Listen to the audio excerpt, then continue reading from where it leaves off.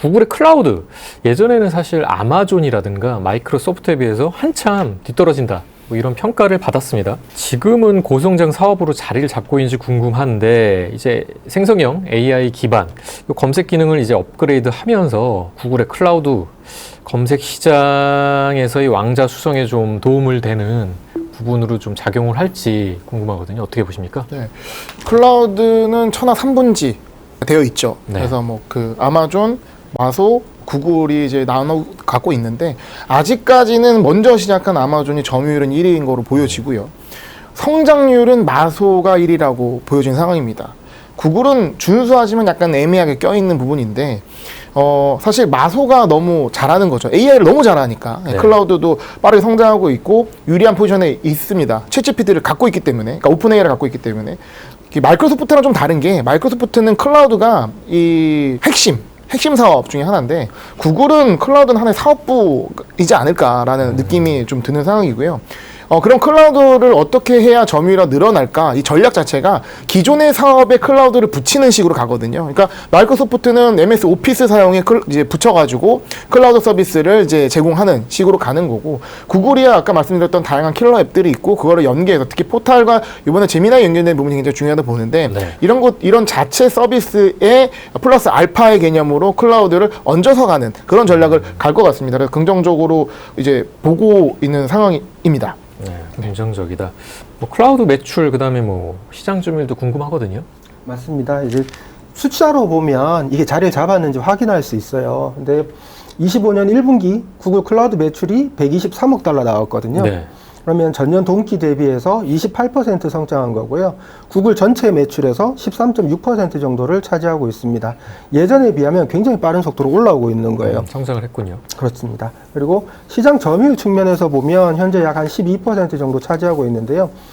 AWS가 29%, 마이크로소프트가 애저가 22%에 이어서 3위 수준이거든요. 3위 수준. 근데 이게 전년 대비해서 1% 상승한 포인트예요. 네. 근데 이게 생각해 보면 굉장히 잘했다라는 걸 알 수 있습니다. 이 시장 자체가 원체 포화되어 있는, 원체 경쟁이 치열한 시장이죠. 그리고 머니 게임을 할 수 있는, 나름 힘 좀 쓴다는 애들끼리 모여 있는 시장이거든요. 네네. 그 시장에서 점유율이 상승했다라는 것 자체가 대단히 잘했다는 뜻이고요. 요 성장률 측면에서도 볼 필요가 있죠. 28% 성장했고요. AWS가 17%, 애저가 21% 성장했거든요. 그러면 성장률 자체도 가장 빨리 성장하는 클라우드입니다. 물론 규모 자체가 상대적으로 작았기 때문에 좀 이렇게 커 보이는 측면도 분명히 있습니다. 근데 구글은 수익성도 개설이 되고 있고요. 25년 1분기 영업이익률이 17.8%, 전년 동기가 9.4%였다는 걸 생각해 보면 많이 안정화되고 있어요. 네. AI 기술 발전, 연상 능력의 한계, 뭐 전력 소비 문제, 뭐 이런 여러 가지 기술적인 장벽에 부딪혀 있는데, 이 때문에 이제 AI 전용 반도체, 뭐 NPU라든가 GPU 이런 기술 개발이 이제 기술 패권의 핵심 승부처가 되지 않을까, 그런 생각이 드는데요. 현재 AI 반도체 시장이 이제 엔비디아가 주도를 하고 있는데, 뭐 AMD라든가 인텔, 뭐 구글, 심지어 테슬라까지 독자적인 AI 칩 개발에 이제 총력을 기울인다는 그런 뉴스가 전해지고 있는데, 빅테크들의 자체 AI 칩 생산 점차 확대되는 분위기입니다. 구글도 여기에 적극적으로 동참을 할 걸로 보이는데, 구글의 경쟁력이 궁금하고 자체 칩 개발까지 나선 궁극적인 좀 목표, 그다음에 뭐 결과값도 단기적으로 좀 궁금하기도 한데 어떻게 보십니까? 네. 이번에 굉장히 많은 서비스를 보여줬고, 특히 동영상, 그러니까 BO3 같은 경우 소라가 나올 때도 마찬가지였지만, 저 컴퓨터는 어떻게 감당하지? 저 비용을? 그럼 서버를 더 지어야 되나? 그 엔비디아 칩을 더 사야 되나? 이런 어떤 의문들이 나오는 거거든요. 네네. 그리고 이것이 무료로 일단은 푸는 부분이 많이 있습니다. 그러면 이거를 컴퓨터는 어떻게 감당하지에 대한 부분 자체가 이 회사에서는 리스크라고 보는데, 웬만한 자신감이 없으면 어려운 부분입니다. 근데 풀었단 말이죠. 왜냐? 구글에게는 TPU가 있습니다. 예, 그래서 지금 TPU가 7세대까지 올라왔고, 이제 아이언우드라는 이제 칩인데, AI 사고와 추론 워크로드에 특화된 최초의 TPU라고 자평을 하고 있습니다. 네. 어떻게 보면 엔비디아가 젠상이 항상 말해주죠. AI가 어디까지 와 있고, 언제, 현 주소가 뭐고 얘기를 하는데, 추론 컴퓨팅이 굉장히 많이 필요하다. 추론 AI가 많이 들어가서 여기에 필요한 컴퓨팅이 가속도를 받고 늘어나고 있는데 그 엔비디아 칩이 범용이기 때문에 이 추론에도 굉장히 잘 쓰인다라고 얘기를 해요. 근데 이런 이제 하이퍼스케일러 같은 이런 서비스를 제공하는 기업 입장에서는 추론에 특화돼서 효율화된 칩이 필요한 상황이고 이걸 구글은 TPU로 해결하고 있는 거로 보여집니다. 그래서 자체 칩이 있다면 일단은 서버에 어떤 증설이나 이런 거 있을 때 수주를 하는 게 아니라 자체적으로 수량을 확보해서 이 안에 해결될 수 있다고 보는 거고 효율 자체도 굉장히 높게 뽑는 거죠. 엔비디아 칩을 사는 것보다 자체 TPU를 생산을 해서 처리하는 게 의미가 있는 거고 비용 절감 효과도 상당하다. 그러니까 충분히 이 구글 입장에서는 그런 추론에 대한 수요를 계산하고 TPU를 생산하면서 감당할 만한 이 서비스를 제공하고 있지 않느냐라고 생각할 수가 있을 것 같습니다. 구글의 TPU, 엔비디아의 GPU와 이제 대척점에 서서 대적할 수 있을지 그 부분이 궁금한데 가능할까요? 전 가능할 거라고 보고요. 구글이 자체 GPU를 생산하려고 하는 게 두 가지 측면에서 볼 수 있을 것 같아요. 제일 쉽게는 가성비죠. 가성비고 두 번째는 경쟁력 차원에서 바라봐야 되는 거고요. 일단 GPU가 너무 비싸요. 정확한 가격을 추산할 수 없다라고 하긴 하지만 네네. 굉장히 비싼 걸로 알고 있습니다. 근데 이거를 데이터 센터나 이런 데서 사용을 하려면 10만 개 단위로 들어가야 될 거 아니에요. 그렇죠. 한 개당 1억이라고 쳐도 1억 곱하기 10만 이렇게 가잖아요. 네네. 굉장히 큰 규모의 돈을 투자를 해야 되는 건데 그렇다고 해서 이 범용 GPU를 이렇게 그냥 아무렇게나 막 쓰기에는 또 너무 아깝다 이거죠. 그래서 최적화할 수 있는 방법이 있느냐, 최적화해서 싸게 제공할 수 있다면 데이터 센터를 사용하는 고객들에게 더 나은 뭔가를 제공할 수 있겠죠. 그게 경쟁력이라는 차원에서 바라본다면 특히 이제 구글 TPU 같은 경우는 자사 내에 워크로드하고 어떻게 긴밀하게 통합이 될 거냐 이거잖아요. 그것만 통합시킬 수 있다라면 훨씬 더 효율적으로 제공을 할 수 있는 거고요. 대신 엔비디아 GPU는 이제 쿠다 생태계라는 장점이 있잖아요. 그걸 그렇죠. 잘 피해 나갈 수만 있으면 고객들 여러 가지 니즈에 충족시킬 수 있는 뭔가를 만들어낼 수 있지 않을까 그렇게 생각을 합니다. 엔비디아 GPU 대비해서 뭐 가격 경쟁력 확보할 수 있을까요? 이게 TPU 가격을 보면요. TPU는 얼마입니다. 이렇게 나오지가 않아요. 시간당 얼마입니다. 이렇게 나오거든요. 그래서 1대1로 단일로 비교하는 게 어렵습니다. 그렇지만 그냥 통상 일반적으로 5분의 1, 심할 때는 10분의 1까지도 얘기하거든요. 예, 그러니까 구글 입장에서는 어차피 예를 들어서 지금 당장 엔비디아의 GPU를 쓰고 싶어도 지금 주문하면 올해 받을 수 있을지 내년에 받을 수 있을지 모르잖아요. 그렇죠. 근데 자체 생산할 수 있으면 뭐 성능은 이제 엔비디아 GPU보다 뭐 한 절반 정도로 떨어질지 모르겠지만 당장 조달할 수 있고 가격을 절반 이하로만 조달할 수 있으면 가성비로 승부를 볼 수 있다. 그렇죠. 승부를 볼 수 있죠. 구글 최근에 이슈가 되는 여러 가지 사항 중에 하나가 이제 반독점법 위반 그 여부인데 온라인 검색 시장에서의 지배력 이게 가장 이제 화두가 되고 있는 것 같은데 일단은 법원 판결에 대해서 재차 항소할 것임을 밝히고 있습니다. 플랫폼 X였나요? 여기에 올린 게시글을 보면은 우리는 뭐 법원의 공식적인 의견을 기다릴 것이다. 하지만 애초에 법원의 그 판결 자체가 잘못됐다. 좀 이렇게 강하게 좀 어필을 하고 있습니다. 판결만을 남겨두고 있는데 각국 정부가 반독점 규제에 나서면서 이 거대한 구글의 시장 지배력, 구글에게는 역으로 이제 위기로 작용하지 않을까 이런 우려감도 들고 있습니다. 막대한 소송 비용도 계속 늘어나고 있는 것 같고 구글 사업에 향후 어떤 영향을 미치게 될까요? 네, 구글이나 뭐 빅테크 같은 경우는 이제 반독점 이슈에 벗어나기 상당히 어려울 겁니다. 예. 최근에 이 크롬에 대한 분사 이슈가 좀 언급이 되고 있고, 그렇죠. 예, 법원에서도 분사해라 뭐 이런 어떤 얘기가 있는데 아직 결정난 거는 아닌 거로 보고 있고요. 근데 이제 최근 기사 중에 크롬이 만약 분사되면 어떤 영향이 있을까? 네네. 20% 정도 주가 하락이 가능하다. 예, 그래서 굉장히 좀 구글 입장에서는 안 좋은 악재인데 네네. 저는 그런 생각을 해봤습니다. 얼마에 팔길래? 어쨌든 그냥 떼서 주는 게 아니라 비딩이 있을 거거든요. 네네. 지금 얘기 나오는 게 오픈 AI도 살려고 하고 이제 테슬라도 살려고 하고 크롬을 눈독 들이는 큰 회사들, 그러니까 자기가 돈이 없으면 펀딩을 받아서라도 사고 싶을 거예요. 그러면 가격이 오를 텐데 이게 그런 가격을 고려했을 때는 만약에 판다 하더라도 그렇게 손해는 아닐 것이다라는 생각을 하게 됩니다. 물론 팔기 쉽지 않겠죠. 네네. 그리고 이런 사법적 리스크는 저는 항상 따라 붙는 거기 때문에 이렇게 결론 내렸습니다. 스트레스 받지 말자. 이 빅테크의 사법적 리스크는 해당 기업의 법무팀이 고민할 일이지 네. 우리 투자자가 이것까지 걱정해서는 투자하기 쉽지가 않다라고 네. 생각을 하고 그럼 이 기사가 왜 나왔을까 봤을 때 이것도 일종의 언론 플레이가 아닌가 이 구글의 주주들이여 일어나라 이런 어떤 뉘앙스도 우리가 고려해 볼 수 있지 않을까. 구글의 이런 강력한 스탠스는 투자자들을 이 전장에 좀 끌어들이면서 일론 머스크가 힘을 자주 쓰는 거죠. 실어달라. 예. 이 주주들이 이제 동참하지 않으면 나는 이제 테슬라 손을 떼겠다 이런 식으로 가스라이팅을 하는데 물론 구글이 그런 느낌은 아니지만 어쨌든 상당 부분에 있어서 많은 에너지를 써서 이 법무팀을 가동할 것이고 이런 언론 플레이도 예견이 되는 상황입니다. 네. 어쨌든 법원은 8, 9월경에 아마 구글 독점 해소 방안을 어떠한 식으로든 결정할 걸로 예상이 돼서 서학개미라든가 투자자분들 입장에서는 신경이 안 쓰일 수는 없을 것 같습니다. 어떤 대응으로 이를 타개할 수 있을지도 궁금하고 앞으로의 사업도 어떤 영향을 미칠지가 궁금한데 어떻게 보시나요?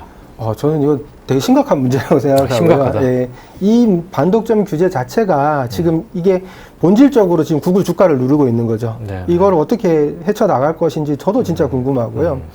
네, 일단 뭐 반독점 판결이 났습니다. 그래서 검색 광고 수익이 줄어들 거라는 거는 눈에 보이는 거고요.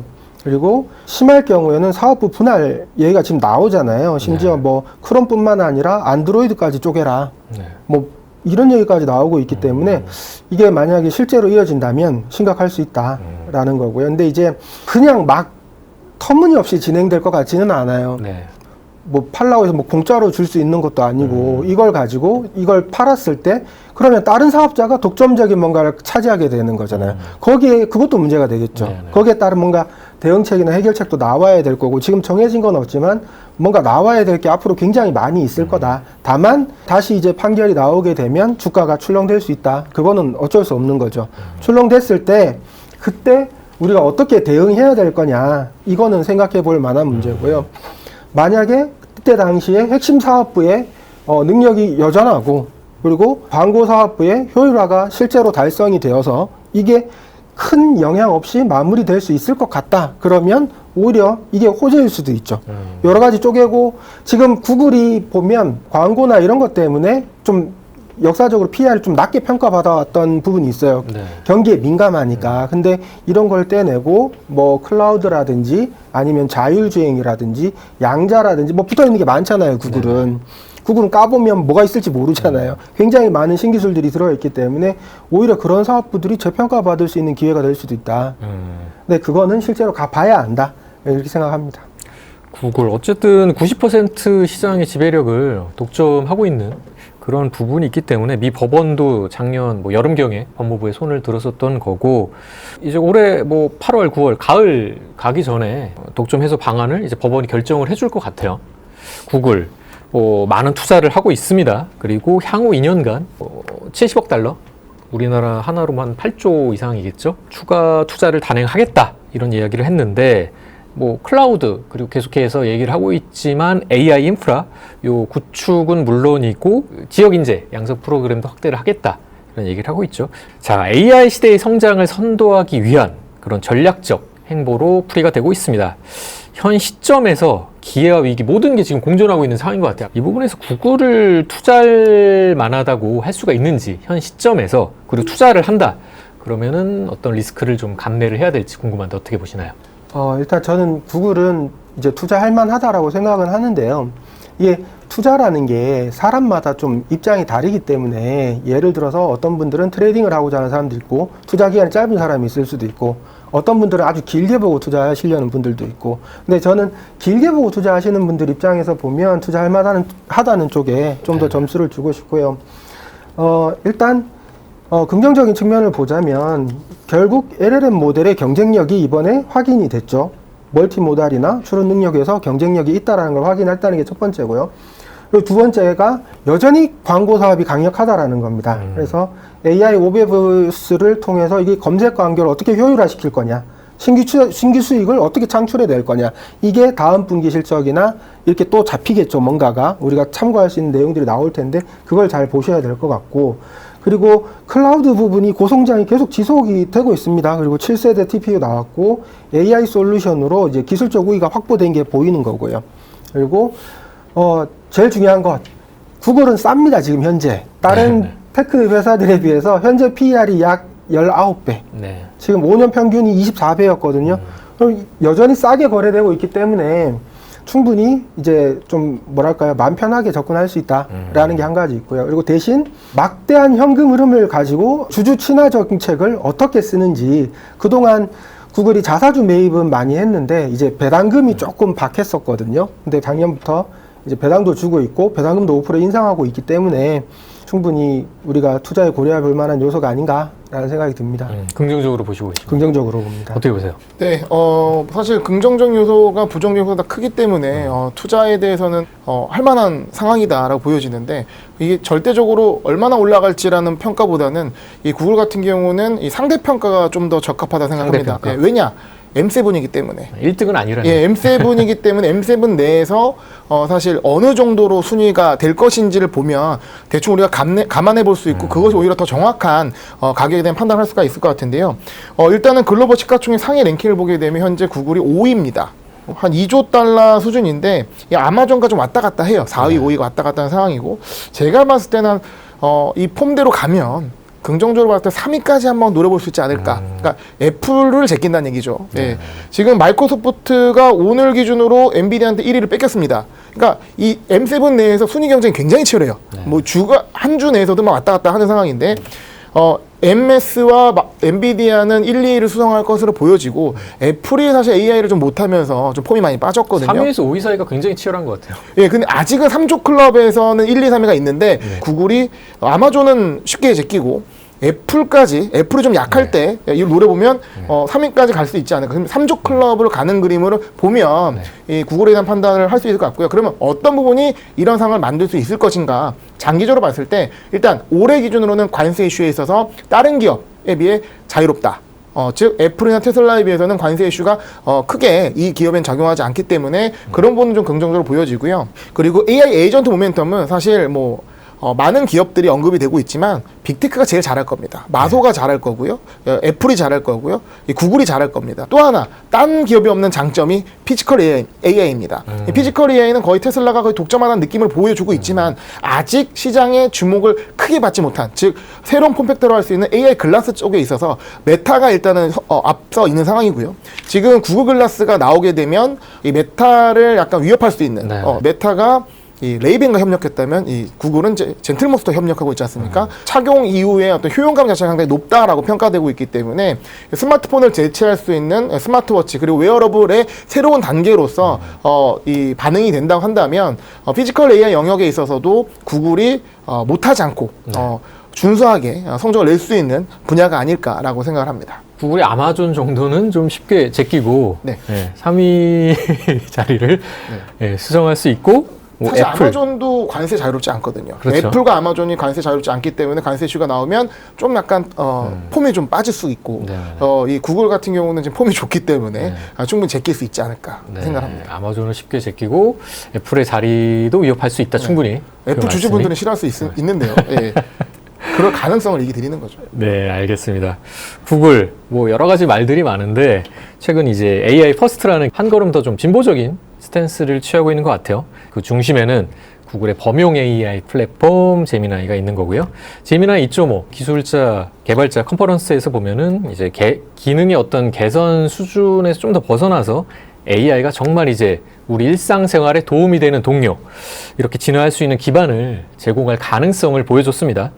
근데 이 같은 추세에 맞춰서 뭐 챗GPT라든가 클로드 이런 경쟁자들도 유사한 기능을 출시했거나 이런 기능을 탑재할 그런 계획을 내비추고 있어서 향후 이 시장 패권 경쟁 귀추가 주목됩니다. 오늘 한국투자증권 김호균 부장, 미래에셋투자증권 이상원 선임 두 분과 함께 이제 AI 새로운 도전을 혁신을 준비하고 있는 기업 검색의 제왕 구글의 모든 것에 대해서 탈탈 털어봤습니다.